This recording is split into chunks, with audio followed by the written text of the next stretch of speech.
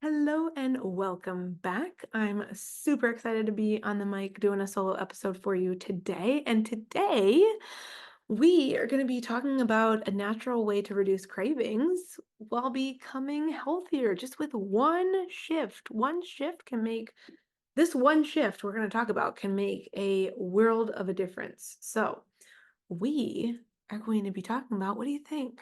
Any ideas? I'll give you the wait time that I give kids. I'll give you the 5-second wait time.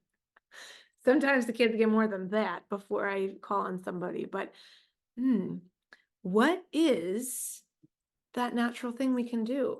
A natural way. Ready? You ready? All right. That way we're going to be talking about is incorporating more protein into your daily diet. Okay. So today we're going to be talking about why is protein important. We're going to talk about the daily benefits of incorporating protein into your meals and snacks. And we're going to talk about how it compares to other types of foods, other types of nutrients in terms of how long it keeps you full for. Additionally, we're going to talk about how much protein you should be consuming per day, depending on whether you're more active or more sedentary. And then I'm going to give you some suggestions for incorporating more protein in the beginning of your day because I truly feel, sorry, Riley's back here with us too. I'm looking back at her. Um, I truly feel that if you start your day off with a decent amount of protein, it makes it easier to incorporate it throughout the rest of the day. And it just helps with a whole host of things. It helps to regulate your blood sugar when you start with protein in the morning.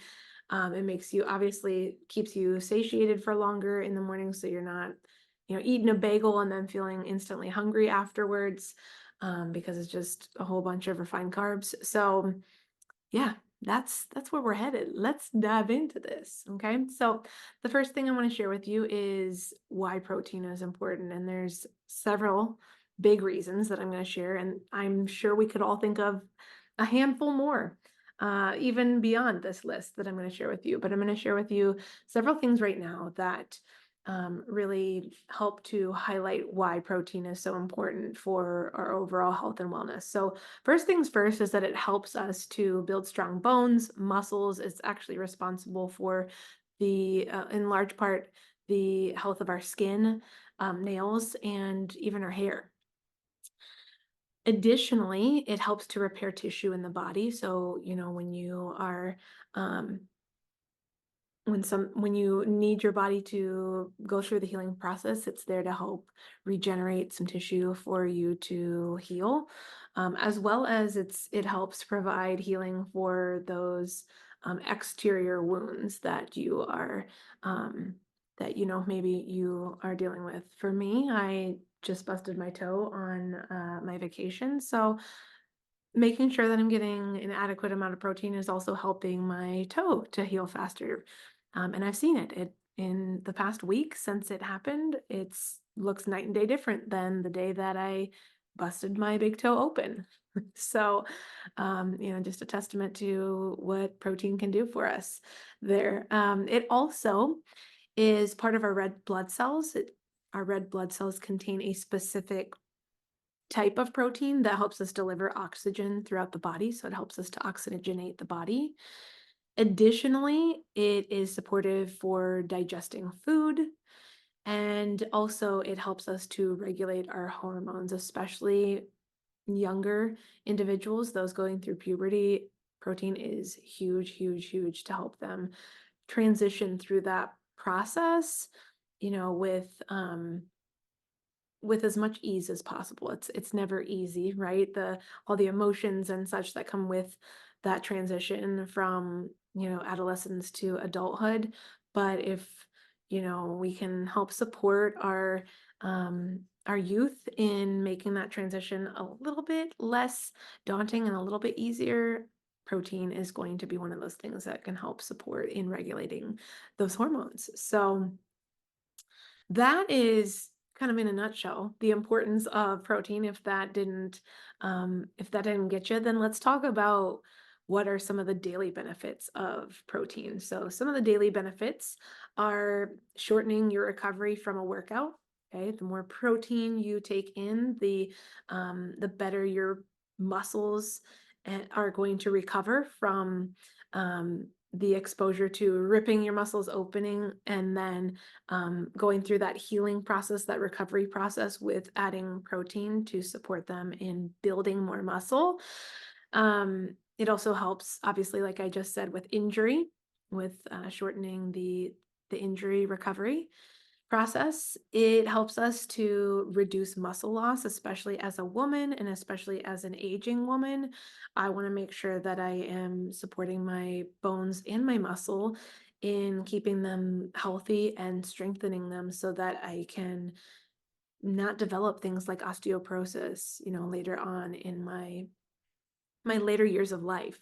Um, it also helps us to build lean muscles. So a lot of people feel like protein is just going to make us bulk up.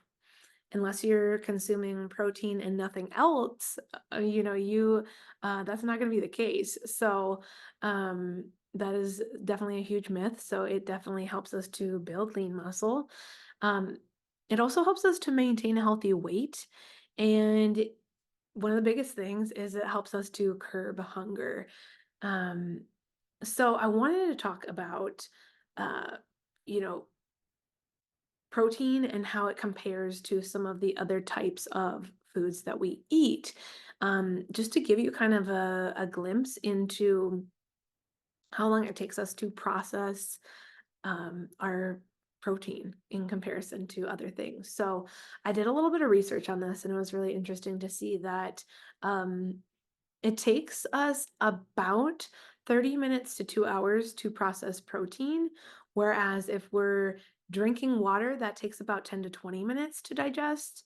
If we're drinking a calorie laden liquid, that's going to be about 40 minutes, give or take. Our refined carbs, so things like those bagels, white bread, chips, cookies, anything processed and packaged, that's going to be about 30 to 60 minutes. So a pretty quick turnaround in digesting that. And then our complex carbs, those are things like, our veggie or fruits and veggies. Those are going to take upwards of 5 hours to process. Fiber can take up to a day.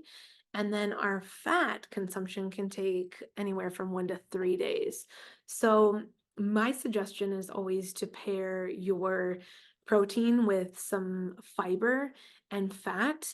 And the fiber is going to be within your fruits and veggies, right? So, carbs can, um, fiber can also be uh, dual purpose with carbs here when I'm talking about fruits and veggies because there is fiber in your fruits and veggies and they also are carbs.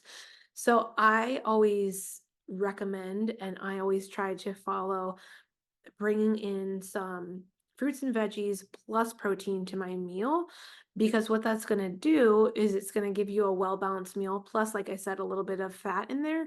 It's going to give you a well balanced meal, but as you heard me just say how long it takes to process those things, it's going to help you to feel satiated for longer because you're not only having protein, but you're having some of those complex carbs and fiber, and all of which process a lot longer, or take a lot longer to process. So that would be my suggestion moving forward would be to, try and incorporate a protein with a healthy carb, um, a complex carb, and some fats because those are going to be really supportive to keeping you fuller longer. And also that fiber that's going to be in there is going to help with the digestion of those foods. So it's going to make it easier for you to eliminate when the time comes. Now, I'm going to give you some suggestions for starting out your day and how you can get more protein in. But before I do that, that'll be at the end. Before I do that, I want to share with you just a little bit about, as a woman, how much we should be consuming protein wise. And again, this is going to vary, but for each person, so you're going to have to do some calculations for yourself. But I just did a calculation on my own self. And so if you're a sedentary individual, a woman who's mostly not moving a whole lot, you do a lot of sitting, um, maybe sitting and standing, then you're going to be looking at a 0.36 um, calculation. So 0.36 times the amount of pounds that you weigh, and that'll give you about how many grams of protein you should be consuming per day. That's on the low end. So for me, if I was not moving my body like I do on a regular basis, on a daily basis, if I was just sitting all the time, which we know is not good for us, um, my calculation came out to be 52 grams. Again, that's sedentary lifestyle, right? If you are a more active individual, and I'm sorry, I don't have the pound equivalency, but your, you're gonna do the amount of kilograms that you weigh. So you can just put your pounds and convert it to kilograms, and then take that and multiply it. So take your kilogram weight and multiply it by 1.5, because if you're more active, then as a woman, then you want to be more towards the 1.5 grams. And you're going to multiply, like I said, your weight by that and in kilograms, and that will give you um, your number. Now, again, it's a number, right? So you could strive to go a little bit higher than that. You might not always be able to make that number, but aiming for somewhere around that number would be good. So for me, mine was 99 grams, so basically 100 grams a day, because I'm an active individual. That's what I want to be striving for. Um, I will tell you right now, I'm working up to that. I'm really trying to improve my protein intake. And so that kind of leads me to the next thing that I want to share, the last thing that I want to share, which is, like I said, how you can start your day with more protein so that it makes it easier to get it in throughout the rest of the day. Because if you are having a breakfast, which you should, even if you don't feel super hungry in the morning, something light that still can pack a lot of protein in it is great. So starting the day with protein, having it for, either a snack or, then definitely prioritizing it, if not with a snack in between your breakfast and lunch, having it at lunch, and then having it for dinner and maybe another snack in between lunch and dinner. If you allocate it throughout the day, it's not as hard to do. It's not as hard to make that a reality. Um, so some suggestions that I would give you for starting your day would be, now that it is winter here in the Midwest, most of us are not wanting to drink a smoothie. If you do, go for it, go you. You could add some protein powder to a smoothie. You could add nut butters to a smoothie. There's several different ways that you could incorporate that into a smoothie if you wanted to. But I think for many of us, something warm is going to be more appealing this time of year. So making some protein pancakes, and by that I mean, including some oats into your pancakes. Definitely you could be including some protein powder. I like organic vegan proteins. That's what I use. So you could add a couple scoops of that to your pancake mix. You could add protein to your oatmeal. If you're an oatmeal gal, you could add protein powder to your oatmeal. If you can tolerate and you like eggs, you could have eggs with a scattering of diced chopped up veggies intermixed.